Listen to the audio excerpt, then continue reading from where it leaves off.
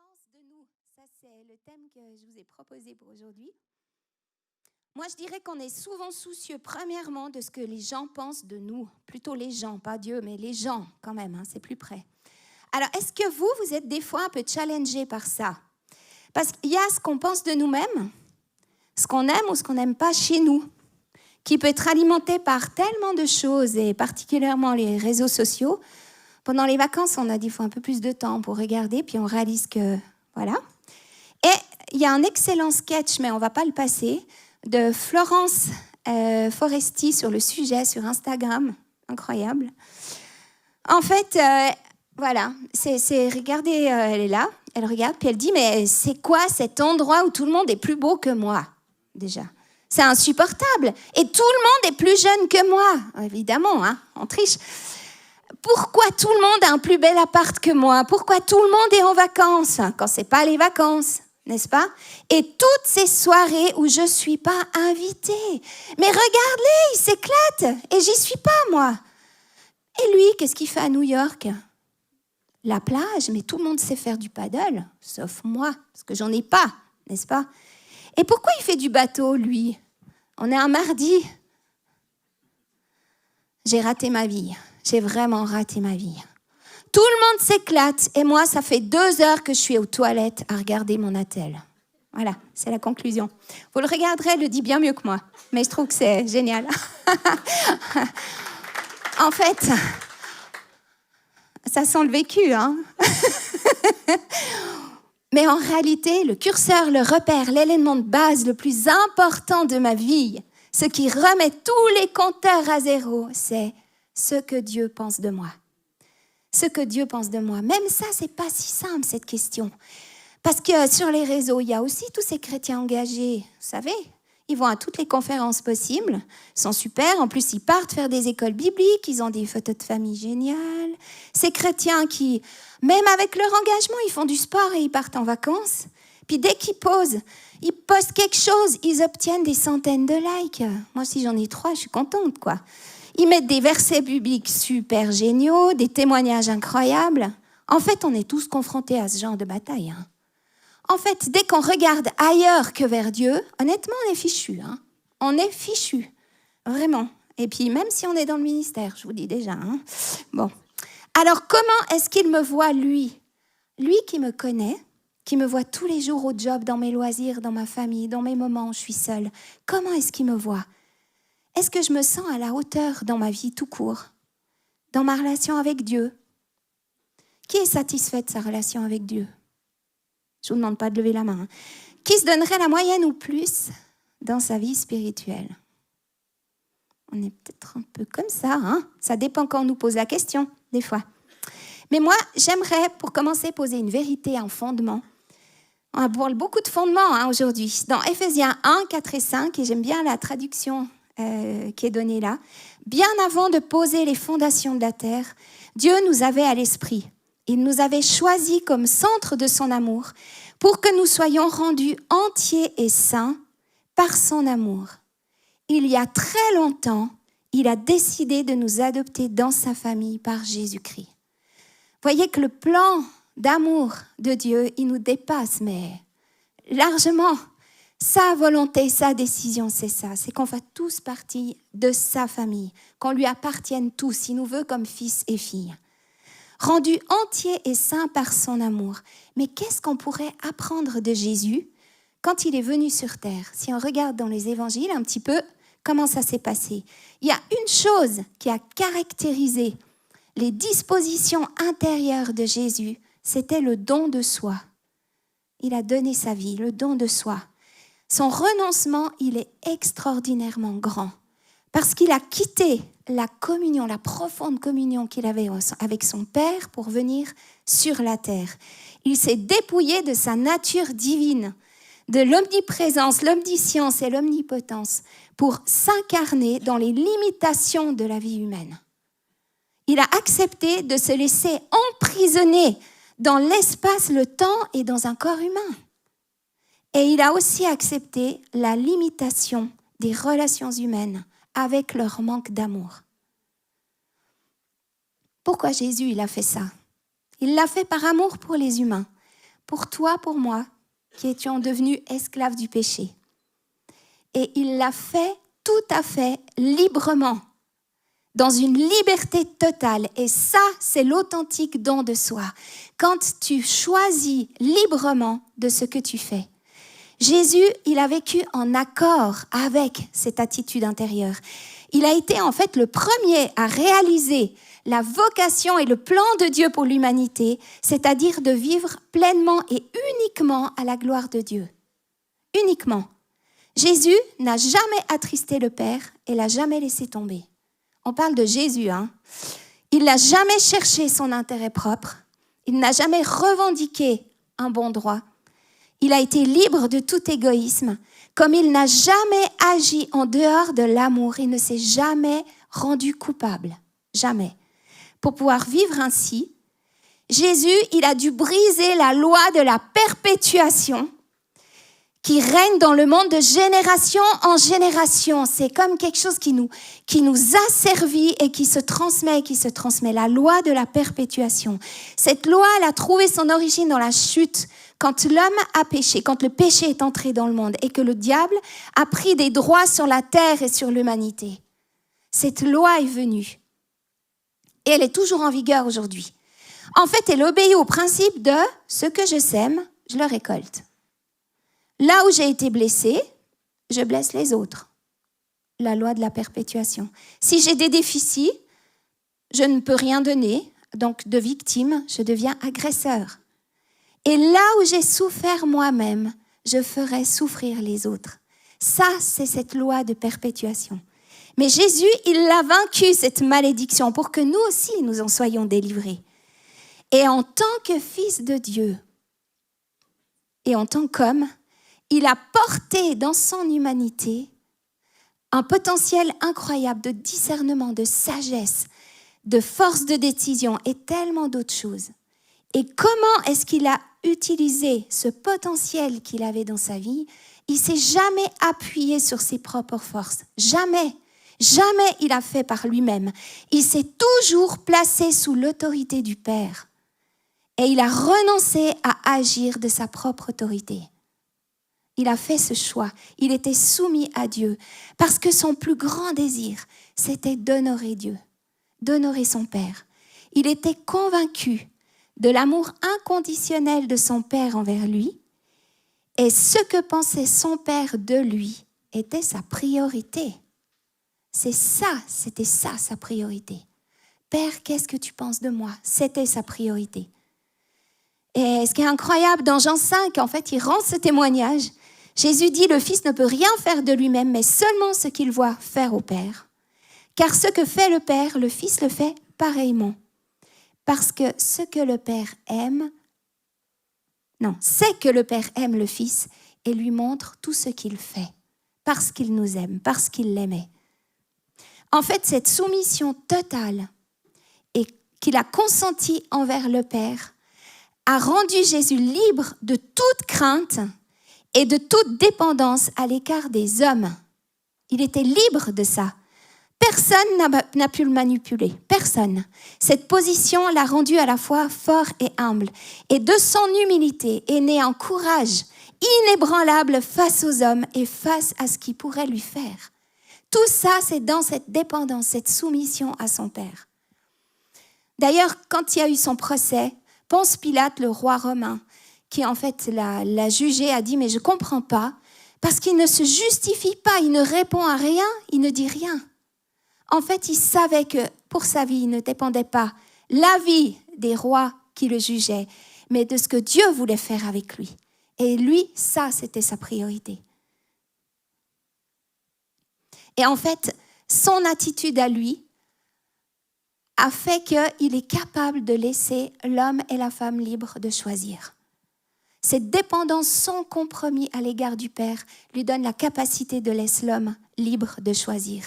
Au lieu de lier les personnes à lui-même, comme certaines fois, quand après, pour plusieurs, certains ont des enfants, mais d'autres en auront, vous aimeriez qu'ils vous aiment, vous aimeriez, mais plus vous les enchaînez et plus vous les faites partir, plus vous les laissez libres et plus vous les aimez, plus vous priez pour eux et plus Dieu agira dans leur vie. Donc, en fait, Jésus, il avait compris ça. Il était prêt à supporter l'incompréhension, la solitude, le rejet. Il était prêt à supporter tout ça parce qu'il voulait laisser l'homme libre de choisir. Il nous laisse libres dans nos choix, nos décisions et de se soumettre à sa volonté ou pas. Ça, c'est l'amour inconditionnel. Aimer sans demander en retour. Et en fait, Jésus, ce qu'il avait, c'était son dialogue intérieur avec son Père. Il pouvait tout partager. Il avait plein de moments où il partait à l'écart. Je sais que souvent, je vous en parle, mais parce que je pense que c'est la clé que Jésus avait. C'était sa clé pour tenir ferme. C'était ce dialogue qu'il avait avec son Père, cette relation qu'il avait avec lui. Et en fait, on l'a en Jésus parce qu'il dit, quand il était là, il a dit « Mes brebis entendent ma voix et je les connais et elles me suivent ». Ça veut dire qu'on entend la voix de Dieu, on entend la voix de Jésus. Donc, le but de cet apprentissage par le modèle, c'est pas de vouloir ressembler à Jésus du genre « je m'énerve jamais, j'ai jamais une parole plus haute que l'autre », tout ce qui est extérieur, c'est pas ça. Mais l'exemple qu'on veut tirer de Jésus et ce à quoi on veut ressembler et ce qui va nous impacter, c'était dans sa relation avec le Père, son attitude profonde. Ça, c'était la clé, c'est la clé. Et en fait, si on veut se laisser inspirer par lui, il va nous transformer. Il faut juste orienter ses pieds dans sa direction et dire « là, je lâche prise et j'ai besoin de toi ». En fait, la relation avec Jésus, au travers de Jésus avec Dieu, celle que Jésus avait avec Dieu, ce qu'il pense de nous devient alors un miroir. La relation avec Jésus et celle que lui a avec Dieu, et ce qu'il pense de nous devient alors un miroir dans lequel nous voyons comment Dieu souhaite que nous devenions. Alors Jésus, qu'est-ce qu'il a choisi comme disciple ? Je vais juste prendre 3 exemples. Déjà, de manière générale, il y en a qui parlaient beaucoup puis qui ne faisaient pas grand-chose. Il y en a qui étaient capables de prier et de voir des guérisons extraordinaires et 2 jours plus tard, ils doutaient même que Jésus soit le Fils de Dieu. Ces disciples, ils étaient profondément différents. Le premier que j'aimerais vous présenter, c'est Thomas. C'était un homme très, très courageux, vraiment, qui était prêt à suivre Jésus au prix de sa vie. Mais en fait, il a refusé de croire que Jésus était ressuscité avant de l'avoir vu vivant et d'avoir touché les plaies. On peut être courageux et douter quand même. Mais lorsqu'on est sujet au doute, Jésus vient à nous et restaure notre foi. Le deuxième, c'est Jean. Là, je m'y suis un petit peu retrouvée. Il était sujet à des accès d'égoïsme et de colère. Et moi, j'ai eu besoin d'être délivrée de la colère, vraiment. Et en fait, Jésus l'a appelé « fils du tonnerre ». Il avait une façon à lui bien spéciale de régler les problèmes, c'est-à-dire qu'ils étaient arrivés dans un village de Samarie qui avait refusé de les recevoir.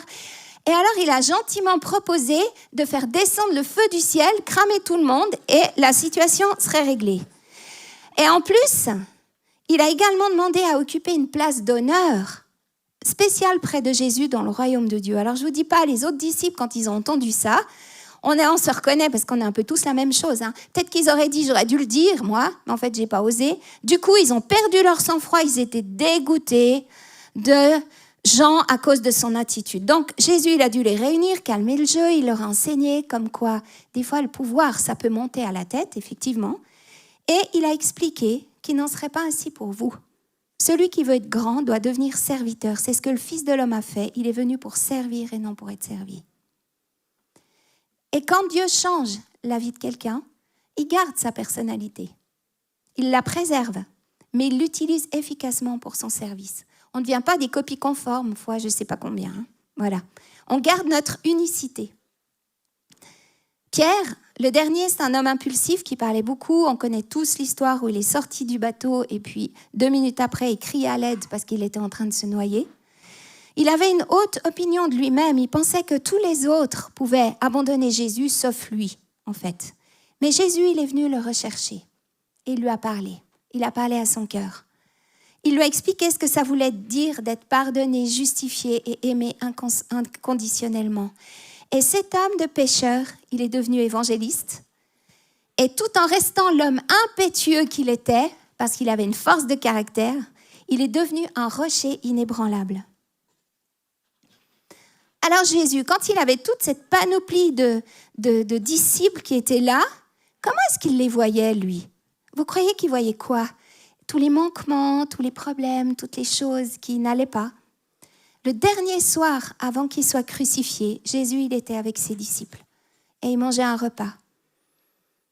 Et en fait, il est dit que Jésus, sachant que son heure était venue de passer de ce monde au Père et ayant aimé ceux qui lui appartenaient dans le monde, il les aima jusqu'à l'extrême. C'est marqué comme ça. Il n'y a pas de plus grand amour que de faire ce que Jésus a fait ce soir-là. Il s'est levé de table, il a pris un linge, il l'a mis autour de sa taille, il s'est mis à genoux devant ses disciples. Il a pris leurs pieds, il les a lavés et il les a essuyés avec son linge. Il a été le modèle du serviteur. Ces disciples qui voulaient faire descendre le feu du ciel sur les villes, qui voulaient être à la première place au ciel à côté de Jésus, qui prétendaient je ne sais pas quoi, qui étaient comme nous, comme vous et moi, bourrés de... Voilà. Jésus, il a fait ça. Et à l'époque, laver les pieds des visiteurs qui venaient, ça incombait au fait au plus bas des serviteurs. Le dernier des serviteurs, c'était son job. Dernier des esclaves. Et à ce moment-là, Jésus, il leur a parlé. Et c'est dans Jean 15, 12 à 17. J'aime vraiment ce qui est marqué. Parce qu'il les appelle amis. Et voilà comment Dieu voit les disciples. Voici mon commandement, aimez-vous les uns les autres comme je vous ai aimés.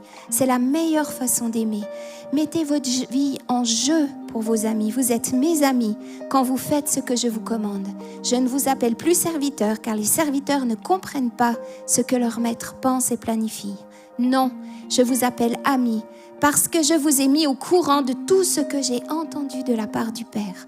Ce n'est pas vous qui m'avez choisi. Rappelez-vous, c'est moi qui vous ai choisi et qui vous ai mis au monde pour que vous portiez du fruit. Un fruit qui ne s'abîme pas. Et en tant que porteur de fruits, tout ce que vous demanderez au Père en ce qui me concerne, il vous le donne. Mais souvenez-vous de ce commandement tellement important, aimez-vous les uns les autres. Voilà comment Jésus voyait ses disciples. Et voilà comment Dieu voyait ses hommes. Ensuite, il a partagé la Sainte Seine avec eux et Jésus s'est mis à l'écart. Ses disciples n'étaient pas là.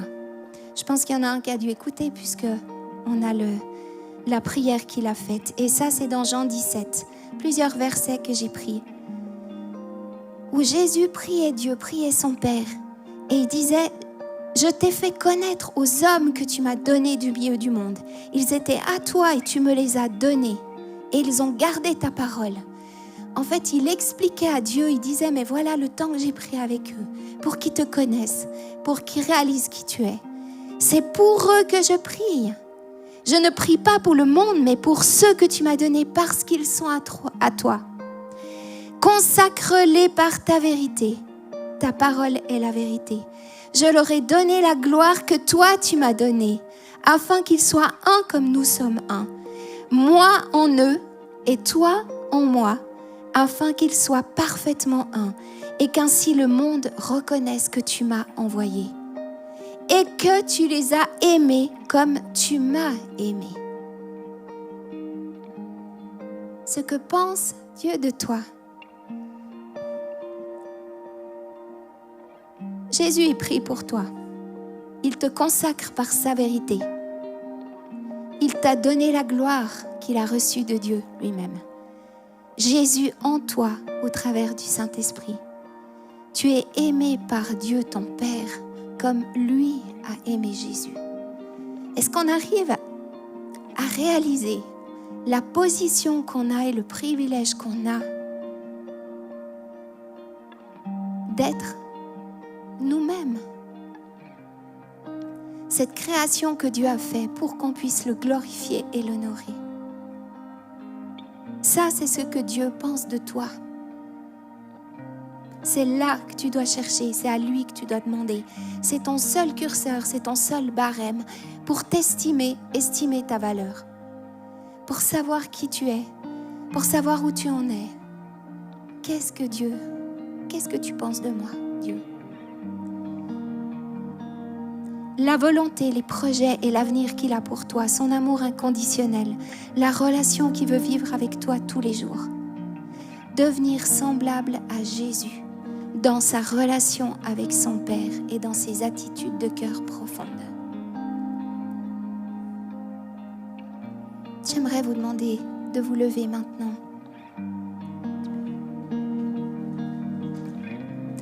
Et j'aimerais vraiment qu'on ferme les yeux.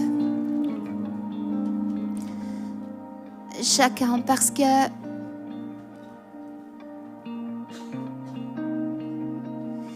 tout dans cette célébration pointait vers un rendez-vous qu'on a chacun maintenant avec Dieu. Tout pointe dans cette célébration pour ces questions que Dieu veut te poser, pour ce qu'il veut faire avec toi. Parce que plusieurs ont perdu leur chemin, sont partis sur des chemins de traverse ou ont lâché certaines choses parce qu'ils étaient fatigués ou découragés. Mais tout ce matin pointe vers ce rendez-vous et cet appel que Dieu a pour toi, où il te tend la main et il te dit, mon fils, ma fille, reviens maintenant. Reviens maintenant. Parce que Dieu a choisi des hommes et des femmes comme toi, imparfaits. Mais ça, c'est son problème. Parce que dans ta vie, quand tu as accepté Christ comme ton sauveur, tu es parfait, tu es vu juste. Et Dieu, quand il te voit, il voit la perfection. Toi, tu vois tes manquements, mais Dieu voit la perfection. Et il a choisi des hommes et des femmes comme toi pour amener l'espérance, la joie, la réconciliation, la meilleure nouvelle qui soit, le plus beau message d'amour qui soit, c'est Jésus, le chemin, la vérité et la vie.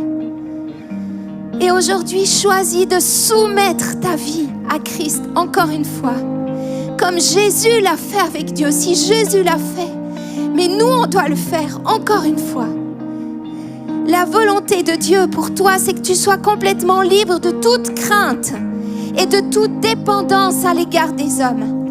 Sa priorité, ta priorité, doit être de ressembler à ce Jésus merveilleux, ce Jésus tellement extraordinaire.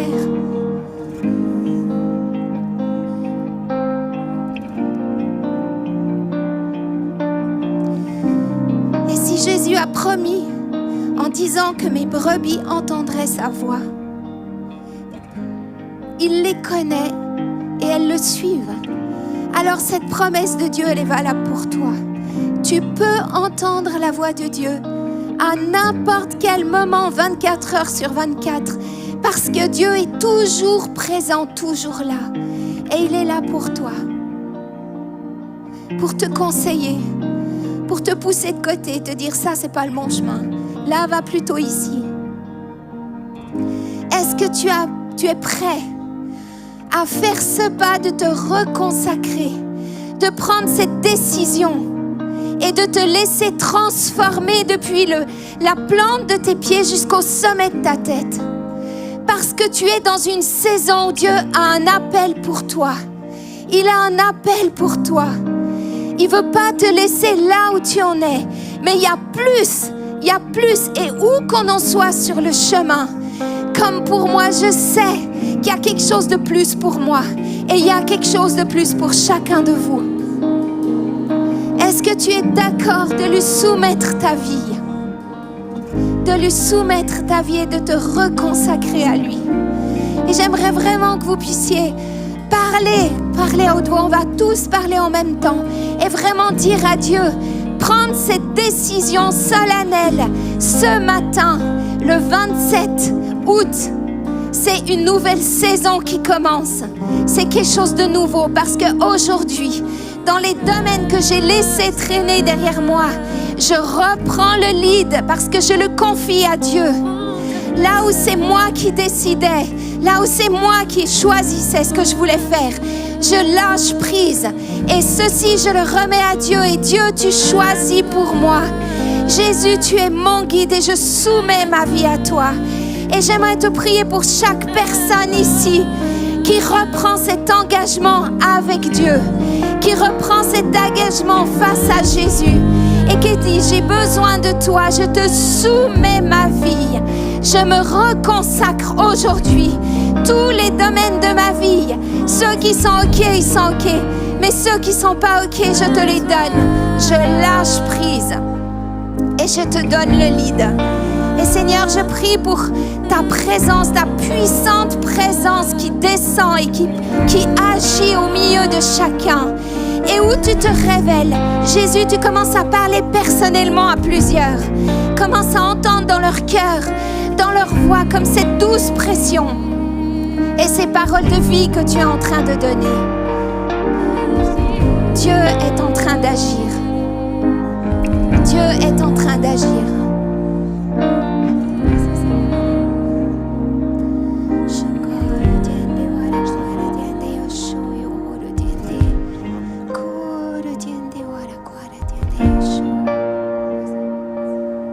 Je sens vraiment que vous savez au fond de mon cœur quels sont les domaines que le Saint-Esprit a à cœur que vous lui donnez. Dans quel domaine vous avez peur des hommes. Et j'aimerais que qu'on puisse prendre un moment ensemble maintenant où on donne ça à Jésus. Et que vous pouvez, dans votre imagination, vous imaginer à quoi ça ressemble cette chose. Et que vous puissiez ensemble le donner à Jésus.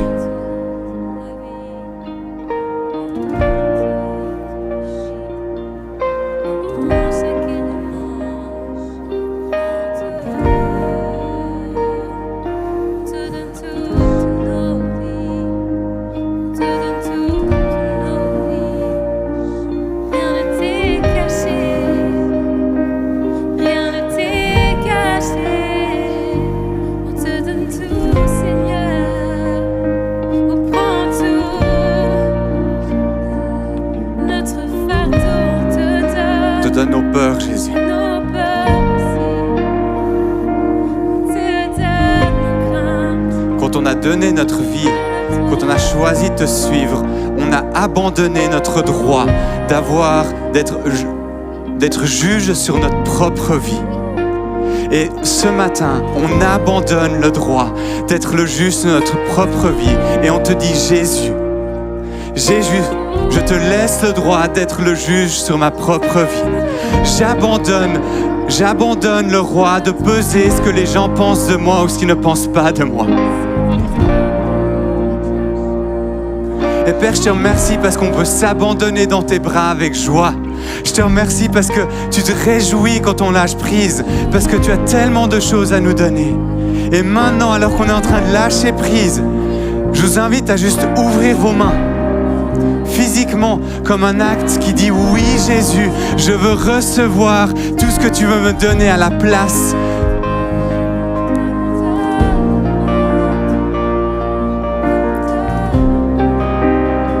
Jésus, il est en train de recevoir le cadeau qu'on lui fait. Et il est en train de nous bénir avec des révélations de son royaume, avec sa présence. Je sens vraiment le Père qui dit « Reçois ce que j'ai à te donner. Mon fardeau est doux et léger. Donne-moi ce qui est lourd et je te donnerai ce qui est doux et léger. » Il y a abondance dans mon royaume. Il y a abondance dans ma présence. Il y a de la joie dans ma présence. Dans le nom de Jésus. Dans le nom de Jésus, on reçoit ce que tu nous as à nous donner. Amen.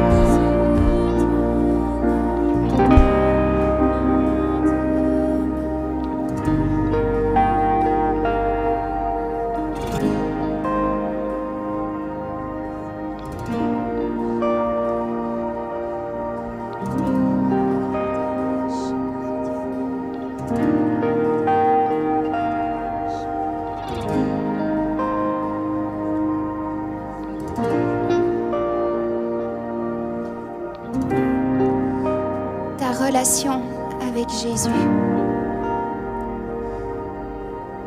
Et au travers de Jésus, avec Dieu, ce qu'il pense de toi